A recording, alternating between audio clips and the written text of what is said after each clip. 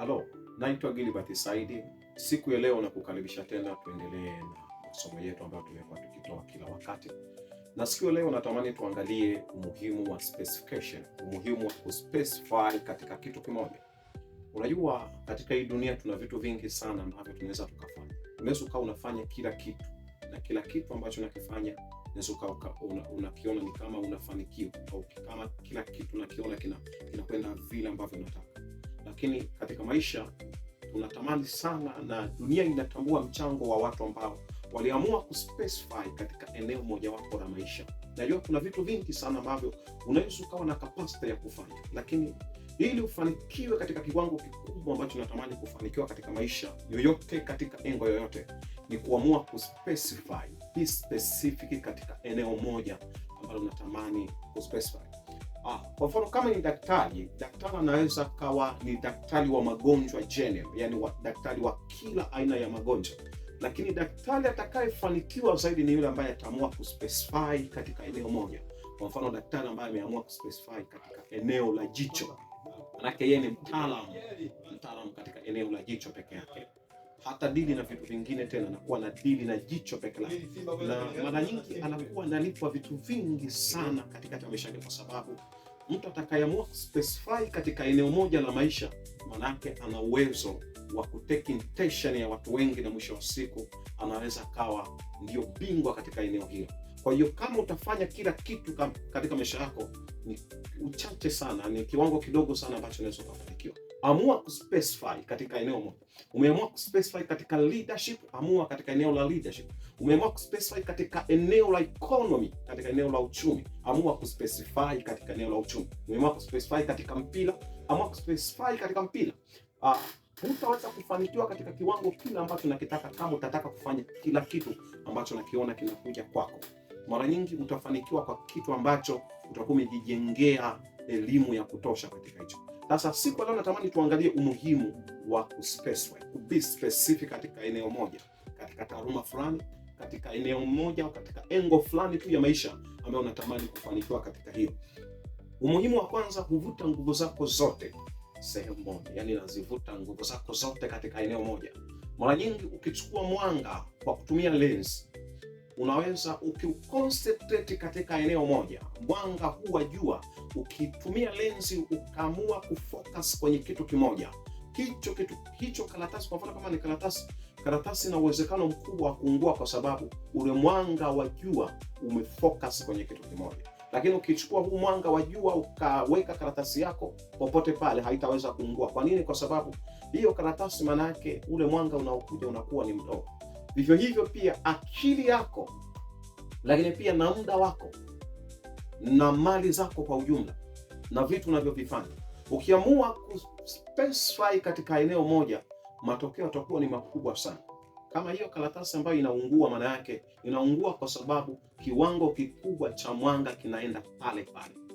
Hautaweza kufanikiwa kwa kiwango kikubwa kama unafanya kila kitu. Akili yako ukifocus katika kitu kimoja, kwenye kitabu changu cha Focus on Your Destiny au Fuatilia Hatima Yako, nimeeleza mambo ya muhimu yanaweza kukusaidia kuweza kufanya kitu kimoja na ukafanikiwa katika hilo. Jambo la pili, ufanye fursa zikujue. Unajua mara nyingi unaweza ukawa unasema mimi sipati fursa, sifanikiwi katika hicho ninachokifanya, lakini unafanikiwa kwa lipi? Watu wakikutafuta katika miongoni mwa watu 10-20, wakitafuta mtu ambaye atakuwa ni mtaalamu katika jambo hilo, je, jina lako litatajwa? Kama jina lako halitatajwa, maana yake wewe hujaamua kuspecify. Angalia pia kwenye status zako unazoposti kila wakati. Mara nyingi kwenye eneo la status au kwenye eneo la social media zako, ukiamua kuspecify katika kitu kimoja, maana yake fursa zitakuja kwako. Kwa nini? Kwa sababu watakapotaka mtaalamu fulani katika eneo fulani, maana yake watakuwa na jina lako litatajwa mara moja kwamba mtaalamu wa eneo hili. Kwa sababu kwa nini? Ni kwa sababu umeamua kuspecify katikati ya eneo hilo. Mara nyingi fursa zinawatafuta watu ambao wameamua kujikita katika eneo moja. Kama hujajikita katika eneo moja, maana yake ukifanya kila kitu, watu watakapotafuta kufanya kila kitu, maana yake hawatu watafuti mtu ambaye anafanya kila kitu. Kwa mfano kama umewahi kwenda jeshini kuna vitengo vingi. kuna kitengo labda cha ujenzi, kuna kitengo cha silaha, kuna kitengo pia cha wote, yani hovyo ovyo, yani kila kazi itakayotokea. Sasa ogopa sana kwenda katika kazi au kuingia katika kitengo ambacho ni cha kazi ovyo ovyo, yani kila kazi kitokea, kubeba maji upo, kubeba tofali upo, kubeba nini. Sasa ukiamua kukaa katika eneo moja, maana yake watu watakapokuwa na kuhitaji katika eneo hilo, kuna uwezekano mkubwa sana wa jina lako kutajwa katika eneo hilo. Lakini pia umuhimu mwingine wa kuspecify, tunasema kutoa uvumilivu wa muda mrefu. Mara nyingi ukiamua kuspecify katika eneo moja, utakupa kuvumilia. Mafanikio hayaji kwa siku moja. Mafanikio ni mchakato wa siku nyingi, mchakato ambao unachukua ndani ya miaka kadhaa. Unapoamua kuspecify, weka malengo. Ni kwa unataka kufanikiwa katika hicho unachokifanya, lakini utataka kufanikiwa. Kutaka ni ndoto, lakini ukiamua kuspecify, maana yake unatoka kwenye ndoto unaingia kwenye action. Ukitaka kufanikiwa lazima pia ukubali kuvumilia, kwa sababu umeamua kufanya jambo moja kwa wakati mrefu, maana yake utalipa muda. Haijalishi litatokea kesho, haijalishi litatokea kesho kutwa, haijalishi litatokea muda gani. Habakuki anaambiwa ya kwamba ingojee, kwa sababu ijapo kawia, lakini muamini Mungu kwamba anaweza akaitimiza. Mara nyingi ndoto na mawazo ambayo unaweza ukawa unayaona yanaweza kachelewa sana, lakini kinachokitaji ni kuchukua uvumilivu katika maisha. Vumilia katika hicho. Ukispecify itakupa pia kuvumilia, kwa sababu matokeo mazuri hayaji ndani ya siku moja. Inachukua a while of time mara nyingi. Kwa hiyo huo na nne pia, au umuhimu mwingine, kufanya maamuzi kwa urahisi. Itakusaidia kupunguza number of decision or number of times katika make a decision. Mara nyingi ukiamua kuspecify, itakupa urahisi wa kufanya maamuzi katika kitu hicho ambacho unakifanya. Kwa nini? Kwa sababu hautafanya kila kitu ambacho kinakuja kwako.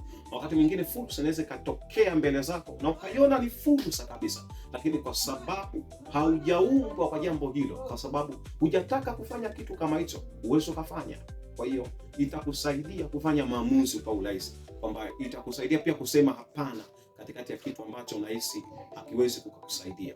Kwa hiyo jitengeneze katika kuspecify. Amua kuspecify katika kitu kimoja, lakini nikupe tahadhari. Ukiamua kuspecify, haina maana kwamba hautafanya mambo mengine. Utayafanya, lakini utayapa preference kitu kimoja ambacho utakipa muda na utakipa pia priority kubwa, alafu vitu vingine utavipa priority ndogo. Kuna umuhimu mkubwa sana na kuna hasara kubwa sana pia ya kutospecify.